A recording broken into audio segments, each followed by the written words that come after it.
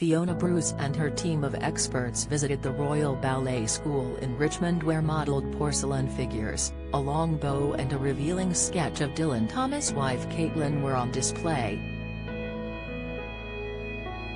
However, it was Hilary Kay who was left stunned at the history behind Margot Fontaine's makeup box and gave a surprising valuation. Hilary began, "Earlier on we saw this box with Fiona, Bruce, and Darcy Bussell, and now it is my treat to be able to delve into it. You work here, you're involved with the museum side. I suppose the label on the front says it all, Margot Fontaine makeup box for Moscow." The employee explained, "Absolutely, it is evocative bits about the whole thing. The Royal Ballet Company first went to Russia in 1961 and that is where this beautiful leather case comes from. Looks very 60s, and it was a really important visit for the company because the company itself was only 30 years old. They were going back to the spiritual home of the great Imperial Russian Ballet and they were going to be measured against the greatest dancers in the world.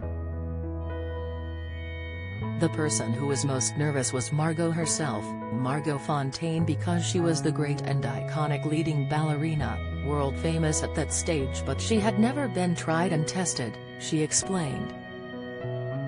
The employee began to laugh and continued, "And I am glad to say that at the end of the performance, there were 21 curtain calls. It must have been a pretty lonely feeling before the performance, and I think of her looking in that mirror just before and she was doing her own makeup because dancers are in charge of their own makeup."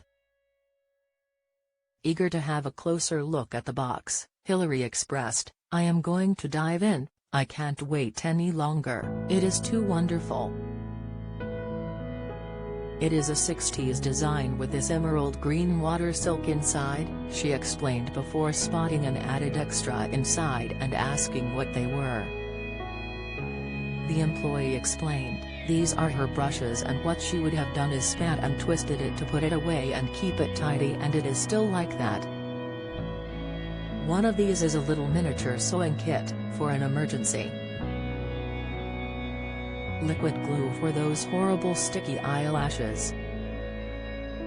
Quite heavy and uncomfortable." Hilary continued, "It wasn't quite as sophisticated as we see now, but obviously a step further, and that smell of stage makeup just hits you. Where did this come from? Did Margot Fontaine herself leave it behind when she returned from Moscow?" the employee revealed, "No, she didn't. Fontaine died in 1991 and she was living out in Panama, and by 2000 there was a huge sale and this was among the items.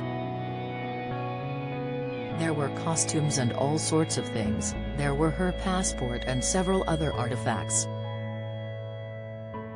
It was in fact acquired for the school, especially for the Royal Ballet School by a benefactor who wanted it to come home in a sense." Stunned by its history, Hilary exclaimed, "How fabulous is that? This has soaked in Margot Fontaine's character, it is a wonderful object. Now when it comes to valuing such personal objects it is tricky.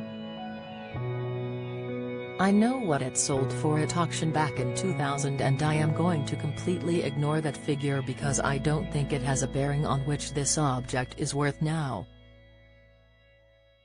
And I would put it at somewhere between £5,000 and £7,000. I think it is a wonderfully evocative piece, a time capsule which tells you about Margot Fontaine in Russia in 1961. Magic. Antiques Roadshow is available to watch on BBC iPlayer.